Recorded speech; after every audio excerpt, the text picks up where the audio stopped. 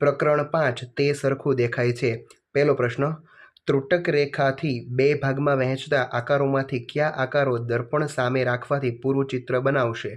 હા માટે આપેલા ક્રમની નીચે સાચું અને ના માટે ખોટાની નિશાની કરો. પહેલો આકાર આપેલો છે, દર્પણ સામે જોઈએ તો એનો આકાર છે એ દેખાશે નહીં, કારણ કે રંગ છે એ અલગ છે. ચલો, બીજો આકાર છે એ દર્પણ સામે જોતા દેખાશે નહીં, એટલે બીજા ઉપર આપણે ચોકડીની નિશાની કરશું. ત્રીજો આકાર પાન છે, આ બાજુનો પાનનો ભાગ છે એ નાનો છે અને મોટો છે, દર્પણ સામે જોતા છે એ સરખો દેખાશે નહીં, એટલે ત્રીજા ઉપર ચોકડી. ચોથો આકાર છે એમાં પણ રંગને કારણે છે એ દર્પણ સામે જોતા છે એ અલગ દેખાશે. ચલો, પાંચમો છે એ દેખાશે માટે સાચાની નિશાની. પછી છઠ્ઠો આકાર છે એ પતંગિયો છે એ દેખાશે માટે એમાં સાચાની નિશાની. સાતમો આકાર આપેલો છે તેમાં પણ દેખાશે. એના પછી આઠમો આકાર છે એ આપેલો છે તે પણ દેખાશે. પછી નવમો આકાર છે એ પતંગિયું છે એ વચ્ચેથી ત્રુટક રેખા આપેલી છે, જેથી બે ભાગ છે એ સરખા દેખાશે ને એ માટે ચોકડીની નિશાની. 10મો ભાગ છે એ દેખાશે નહીં. 11મો ભાગ છે તે પણ દેખાશે નહીં. 12મો ભાગ છે તે પણ દેખાશે નહીં, કારણ કે અહીંયા ત્રિકોણ આપેલું છે, અહીંયા ત્રિકોણ નથી. ચાલો, 13મો ભાગ છે માછલીનું ચિત્ર આપેલું છે, વચ્ચે ત્રુટક રેખા છે જેથી દેખાશે. 14માં પણ માછલીનું ચિત્ર છે, એમાં પાછળ ત્રુટક રેખા છે જેથી દેખાશે નહીં. 15માં છે એ ત્રુટક રેખાથી દર્પણ સામે પૂરું ચિત્ર છે એ બનશે માટે સાચું. પ્રશ્ન 2, શું ત્રુટક રેખા આપેલા આકારની સમમિતિ દર્શાવે છે?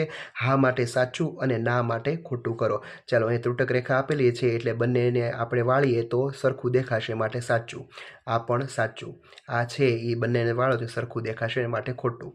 આને તમે બંને તરફથી વાળો તો ત્રિકોણ છે આ બાજુ અને લંબચોરસ ઓલી બાજુ જતું રહે માટે સરખું દેખાશે નહીં. ચાલો, એના પછી આ પણ આકાર દેખાશે નહીં. આ આકાર છે એ સમમિતિ દર્શાવશે. આ આકાર પણ સમમિતિ દર્શાવશે. આ આકાર છે સમમિતિ દર્શાવશે ને અહીંયા એક નાનું એવું લંબચોરસના કારણે, જો નાનું એવું લંબચોરસ ન હોત તો આ સમમિતિ દર્શાવે. ચાલો, એના પછી ટપકાવાળી રેખાને આધારે સરખા ભાગનું ચિત્ર છે પૂર્ણ કરો. ટોટલ છે એ 8 ચિત્રો આપેલા છે. 8 ચિત્રોમાં તમારે સમમિતિ દર્શાવતી ચિત્ર છે એનો અડધો ભાગ છે એ પૂર્ણ કરવાનો રહેશે પેન્સિલની મદદથી. ચોથા પ્રશ્નમાં છે એ તમારે આ સમમિતિ દર્શાવતી ત્રુટક રેખા દર્શાવવાની છે. ત્રુટક રેખા એવી રીતે બનાવવાની છે જેથી આકાર છે એ પોતાની સમમિતિ દર્શાવે. આકારને છે વચ્ચેથી વાળવામાં આવે અથવા દર્પણ સામે જોવામાં આવે તો એવો જેવો આકાર દેખાય એને એની સમમિતિ કહેવાય. ચાલો, અહીં આપણે વચ્ચે, અહીં, પછી ત્યારબાદ અહીંયા ત્રુટક રેખા છે એ આપણે અલગ અલગ છે એ બનાવીશું. ચાલો, નીચેના મૂળાક્ષરો અને અંકોમાંથી બે સરખા ભાગમાં વિભાજિત કરવાથી જે મૂળાક્ષરો અંકો છે એ સરખા રહે એની સામે તમારે છે એને ત્રુટક રેખા દર્શાવવાની છે. તો બીમાં પછી આઈ, પછી એક્સ, એચ, ડબલ્યુ, ઈ, પછી મૂળાક્ષરો પતી ગયા પછી અંકોમાં 3, 8 અને ફરીવાર મૂળાક્ષરમાં સી છે એની સમમિતિ દર્શાવીને બે સરખા ભાગમાં તેને આપણે વિભાજિત કરી શકીશું. છઠ્ઠો પ્રશ્ન આપેલો છે, નીચેની ડિઝાઇનના બે સરખા ભાગમાં વિભાજિત થાય તે રીતે રંગ પૂરો. તમારે અલગ અલગ રંગ પૂરવાના છે જેથી તમે ત્રુટક રેખા બનાવો તો બે સરખા ભાગમાં વિભાજિત થાય. 7મો પ્રશ્ન, બોક્સમાં દર્શાવેલ આકૃતિમાં એક એવી ત્રુટક રેખા દોરો કે જેના પર દર્પણ રાખવાથી સામેનું ચિત્ર દેખાય. અહીંયા એક નમૂનો તમને ઉદાહરણ આપેલો છે કે અહીંયા તમે ત્રુટક રેખા બનો તો આવું આકાર છે એ દર્પણ સામે બનશે. ચાલો, અહીંયા આપણે ત્રુટક રેખા બનાવીશું તો એવો આકાર અહીં બનશે. ચાલો, આ ચિત્રમાં આપણે અહીંથી આ કોર્નરથી આ કોર્નર સુધી આપણે ત્રુટક રેખા બનાવીએ તો આવું ચિત્ર બનશે. આ ચિત્રમાં આપણે અહીં છે એ ત્રુટક રેખા બનાવશું તો આવું ચિત્ર દર્પણ સામે બનશે. ચાલો, એના પછી આ ચિત્ર છે એમાં તમે અહીંયા વચ્ચે લીટી તમે ત્રુટક રેખા બનાવો તો આવું ચિત્ર બનશે. એના પછી 5મુંમાં છે અહીં તમે ત્રુટક રેખા બનાવો, કોર્નર અહીંયા કોર્નર અડવા દેવાનો નથી, એટલે કે આવી દર્પણ સામે આકૃતિ બનશે. ચાલો, એના પછી આ ચિત્ર આપેલું છે એમાં તમારે અહીં ત્રુટક રેખા તમે બનાવો, બંને કોર્નર, અહીં કોર્નર, અહીં કોર્નર, તો તમને આવું દર્પણ આકૃતિ બનશે. ચાલો, અહીં તમારે અહીંયા ત્રુટક રેખા બનાવવાની જેથી અહીં આકૃતિ બનશે. ચાલો, અહીં ત્રુટક રેખા બનાવીશું જેથી દર્પણ આકૃતિ આવી બનશે. અહીં ત્રુટક રેખા બનાવવાથી દર્પણ આકૃતિ આવી બનશે અને છેલ્લે 10માં અહીં તમે ત્રુટક રેખા બનાવો એટલે તમને આવી આકૃતિ દર્પણ આકૃતિ મળશે. 8મો પ્રશ્ન, નીચે આપેલા ચિત્રો આકારો પૈકી કયા ચિત્રો ભાગોને અડધા ભાગમાં ફેરવવાથી તેના તેજ જેવા રહે? જો રહે તો સાચા નિશાની કરવાની. ચાલો, અડધા ભાગમાં રહેશે, આ પણ રહેશે, આ પણ રહેશે, આ પણ રહેશે, આ પણ રહેશે, આ પણ રહેશે, આ પણ રહેશે, આ પણ રહેશે. ચાલો, આ રહેશે, આ રહેશે. જો ત્રિકોણને તમે અડધા ભાગમાં એટલે કે આ જે એનો ખૂણો છે એ નીચે આવી જશે, જે પહેલાં જેવું ચિત્ર નહીં બને. ચાલો એના પછી આ પણ રહેશે અને છેલ્લે છે એ 17મો, 19 અને 20 એના એજ જેવા રહેશે. 9મા પ્રશ્નમાં ડિઝાઇન આપેલી છે. ડિઝાઇન તમારે એવી રીતના બનાવવાની છે જેથી તમને આકાર છે એ આટામાં તમે અડધા આટામાં ફેરવો તો એવો ને એવો જ આકાર મળે. આ આકાર છે એ આકાર અહીંયા આપણે દોરેલો છે. એમાં જે ચોરસ છે એ ચારે ચાર બાજુ આપણે કરી નાખીએ અને રંગ છે તે સરખો રાખીએ, જેથી તમે એને અડધા આટામાં ફેરવો તો તેના તેવું જ ચિત્ર બને. ચાલો આ ચિત્રમાં છે અહીંયા આપણે ગોળ બનાવીશું, એટલે કે અહીંયા ગોળ બનાવી દઈએ તો એના એવું ચિત્ર રહેશે. ચાલો આ આકાર છે નીચે છે એ અહીં ગોળ આપેલું છે તો અહીંયા ત્રિકોણના કોર્નરને આપણે ગોળ બનાવીશું. ચાલો આ બંનેનો કલર છે એ સરખો રાખીશું અને આ ચિત્રમાં છે આ ત્રિકોણને આપણે છે એ આ કોર્નરે અડાડીશું. ચાલો એના પછી 10મો પ્રશ્ન, નીચે આપેલા આકારો પૈકી કયા આકારને 1/3 ભાગમાંથી ફેરવવાથી તે પહેલાં જેવો દેખાશે તથા કયા આકારને 1/4 ભાગમાં ફેરવવાથી તે પહેલાં જેવો દેખાશે? તેની નીચે આપેલા ખાનામાં હા કે ના લખો. ચાલો અહીં તમને છે એક ઉદાહરણ આપેલું છે. આ ઉદાહરણ છે એમાં 1/3 ભાગ ફેરવવાથી છે પહેલાં જેવું દેખાશે તો કે હા, અને 1/4 ભાગમાં તે પહેલાં જેવું દેખાશે તો કે હા. ચાલો ઉદાહરણ એવી રીતે આપેલા છે. હવે આપણે જોઈએ પ્રશ્ન નંબર 1. ચાલો અહીં ત્રિકોણ આપેલું છે. હવે સામે એને આપેલ કોષ્ટકમાં છે એ આપણે હા ના લખીએ. પછી આ બીજું આપેલું છે, તેના પછી આ ત્રીજું, ચોથું, પાંચમું, આ છઠ્ઠું, અહીંયા 7મું આપેલું છે અને 8. ટોટલ 8 ચિત્રો આપેલા છે. હવે આપણે કોષ્ટક ભરીએ.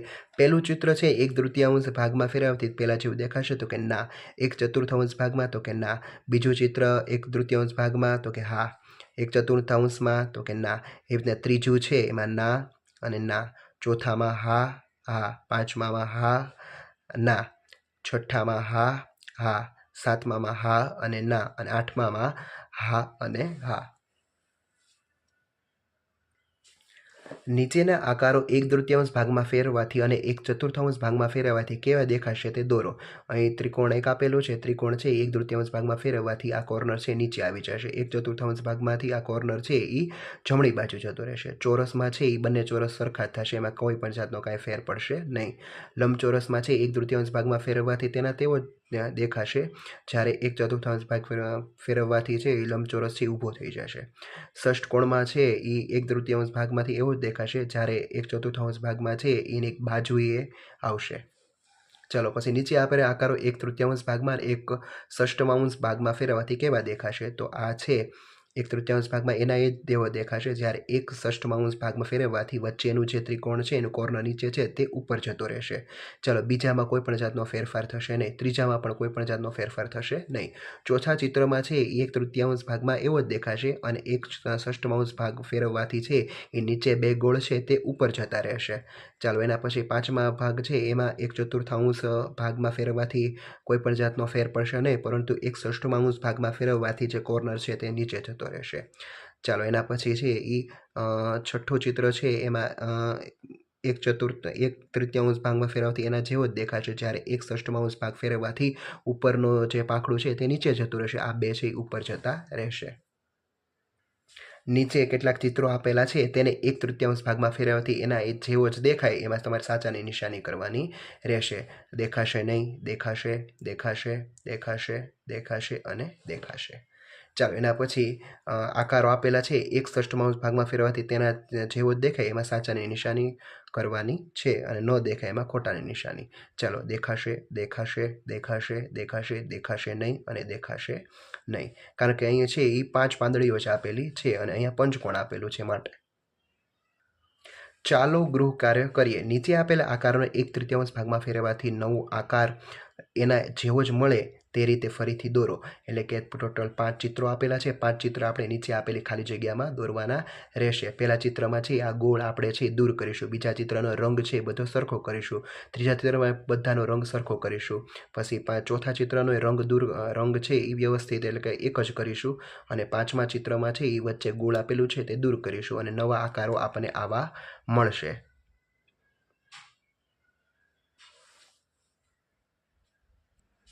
નીચે આપેલા આકારોને 1/6 ભાગમાં ફેરવવાથી નવો આકાર એવો જ મળે તેમાં મનપસંદ રંગ પૂરો. તો કે 1, 2 અને 3 આકારોમાં તમારે મનપસંદ રંગ પૂરવાનો રહેશે. ચાલો ત્રીજો, નીચે આપેલા આકારોમાંથી એક ચતુર્થાંશ ભાગમાં ફેરવાથી નવો આકાર એવો જ મળે તેની નીચે સાચું કરો. પહેલામાં સાચું, સાચું, સાચું અને સાચું. ચાલો અહીં તમારો ચેપ્ટર પૂરું થાય છે. Thank you.